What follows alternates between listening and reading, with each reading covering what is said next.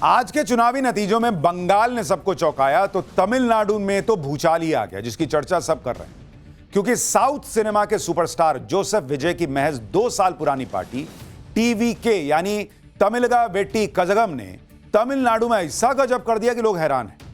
महज 2 साल की टीवीके ने 77 साल पुरानी डीएमके का ऐसा पैकअप किया, ऐसी विदाई का अंदाज दिखाया कि सीएम एमके स्टालिन को भी यह पच नहीं रहा होगा। विजय की सुनामी में सीएम स्टालिन खुद अपनी सीट नहीं बचा पाए।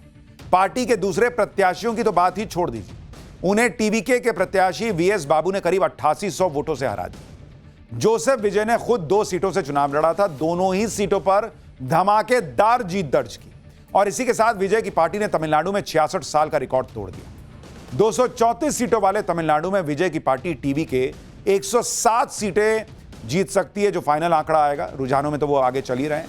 टीवीके ने अभी तक करीब 90 सीटें जीत ली हैं और 17 सीटों पर वो लीड कर रही है। वहीं डीएमके गठबंधन महज 74 सीटें जीतता दिख रहा है और एआईएडीएमके गठबंधन के 53 सीटें जीतने का अनुमान है। काउंटिंग अभी चल रही है। तमिलनाडु की राजनीति में फिल्मी हस्तियां पहले भी धमाल मचाती रही। एमजीआर और जयललिता के बाद विजय ने साउथ की सियासत में कामयाबी की कौन सी नई लकीर खींच दी, आज आपको यह भी बताऊंगा। चुनाव के नतीजे आने के बाद साउथ के एक एस्ट्रोलॉजर का नाम भी हर किसी की जुबान पर है। उस ज्योतिषी की कौन सी भविष्यवाणी सच साबित हुई और उसने विजय की पार्टी टीवीके के बारे में चुनाव के नतीजे आने के पहले ही क्या दावा किया था, वो भी आपको बताऊंगा। देखिए, राजनीति में एक्टर विजय की धमाकेदार एंट्री किसी फिल्मी कहानी से कम नहीं। तमिलनाडु में हर कोई सीटी क्यों बजा रहा है? थलापति विजय फिल्मों में अपने अलग अंदाज के लिए जाने जाते हैं। राजनीति में आने पर भी उन्होंने इसी अंदाज में लोगों से कनेक्ट करना शुरू किया। चुनाव प्रचार के दौरान वो सीटी बजाते थे। लोगों को उनका यह अंदाज खूब पसंद आया, इसलिए आज जब टीवीके ने जबरदस्त लीड लेनी शुरू की तो उनकी फैमिली और उनके समर्थकों ने सीटी बजाकर जश्न मनाया। देख, थलापति विजय के राजनीतिक सफर की कहानी बिल्कुल फिल्मों जैसी। मतलब एक ऐसा नायक जिसे लोग दिल से प्यार करते हैं, उस पर भरोसा करते हैं और अपना भविष्य उसके हाथ में दे देते हैं। जोसेफ विजय ने भी यह भरोसा 2 साल में नहीं कमाया, बल्कि इसके लिए उन्होंने जनता के करीब 17 साल खपाए जनता के बीच में। इसलिए जब साउथ का यह सुपरस्टार जनता के बीच उनका लीडर बनकर उतरा तो लोगों ने उसे सिर आंखों पर बिठाया और आंख बंद करके उस पर भरोसा किया। 2009 में थलापति ने विजय मक्कल इयक्कम नाम का एक संगठन बनाया। इस संगठन में उनके लाखों फैन शामिल हुए। यह संगठन तमिलनाडु में समाज सेवा करता था। इसके बाद 2011 के विधानसभा चुनाव में विजय के समाजसेवी संगठन ने एआईएडीएमके गठबंधन का समर्थन किया। 2 फरवरी 2024 को विजय ने औपचारिक तौर पर टीवीके यानी तमिलगा वेट्री कड़गम नाम की राजनीतिक पार्टी लॉन्च की और खुद इसके पहले अध्यक्ष बने।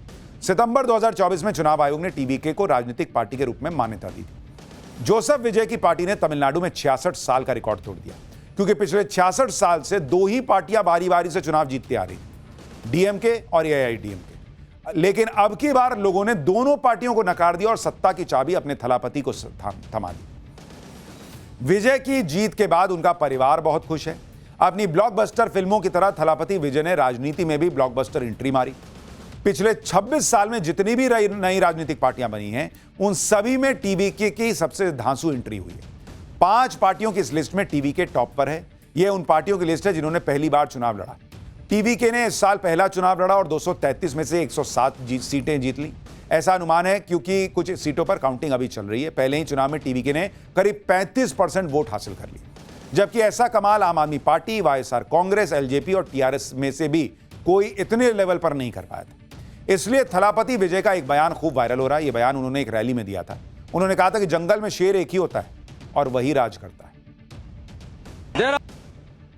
थलापति विजय के नाम से मशहूर साउथ के सुपरस्टार जोसेफ विजय पर तमिलनाडु के लोगों ने महज 2 साल में ही इतना भरोसा कर लिया कि उन्हें तमिलनाडु की सियासत का सुपरस्टार बना दिया। विजय को थलापति क्यों कहा जाता है और थलापति का मतलब क्या होता है, यह भी आपको बता दूंगा। लेकिन पहले समझिए कि फिल्मों से संन्यास लेकर राजनीति में आने के बाद विजय पर तमिलनाडु के लोगों ने इतनी जल्दी भरोसा कर कैसे लिया। कहा जा रहा है कि ये वही 10 वादे जो उन्होंने किए जिसकी वजह से वो सीएम की कुर्सी तक पहुंचे। पहला वादा महिलाओं के हर महीने 2500 रुपए की मदद। दूसरा वादा बुजुर्गों, विधवाओं और दिव्यांगों को 3,000 रुपए महीने का गुजारा भत्ता। तीसरा वादा बहन बेटी की शादी के लिए 8 ग्राम सोना और अच्छी क्वालिटी की सिल्क साड़ी। चौथा वादा हर घर तक नल वाला जल पहुंचाने की गारंटी। 5वां वादा 200 यूनिट मुफ्त बिजली। 6ठा वादा हर साल 6 मुफ्त एलपीजी सिलेंडर। 7वां वादा छोटे किसानों के लिए क्रॉप्स लोन माफ। 8वां वादा महिला स्वयं सहायता समूह के लिए बिना इंटरेस्ट के 5 लाख रुपए का लोन। 9वां वादा ग्रेजुएट धारकों को 4,000 रुपए भत्ता और डिप्लोमा धारकों को 2,500 रुपए भत्ता। और 10वां वादा ठेके पर काम करने वाले कर्मचारियों को रेगुलर करने का वादा। लेकिन विजय ने जिस तरीके से इतिहास रच दिया है, उसके बाद लोग यह भी चर्चा कर रहे हैं कि बीजेपी ने अन्नामलई को साइड करके क्या गलत कर दिया, क्योंकि अन्नामलई वो नेता हैं जिन्होंने वहां पर बीजेपी की पकड़ बनानी शुरू की और वहां पर उन्होंने 18% वोट शेयर भी बीजेपी का कर दिया था। लेकिन वहां पर अपने ही इंटरनल पॉलिटिक्स, एआईएडीएमके का विरोध वगैरह वगैरह के चक्कर में उनको साइड कर दिया गया, क्योंकि बीजेपी को वहां पर तेजी से आगे बढ़ना था। लेकिन आज जब विजय ने इतिहास रच दिया तो लोग ये सवाल पूछ रहे हैं कि अन्नामलई जो बहुत मेहनती नेता हैं, बहुत समझदार नेता हैं, अगर बीजेपी ने उनको आगे बढ़ाया होता तो क्या ये चमत्कार बीजेपी भी कर पाती या आगे कर सकती है? क्या अन्नामलई की वापसी का समय आ गया है? बहुत सारे सवाल हैं।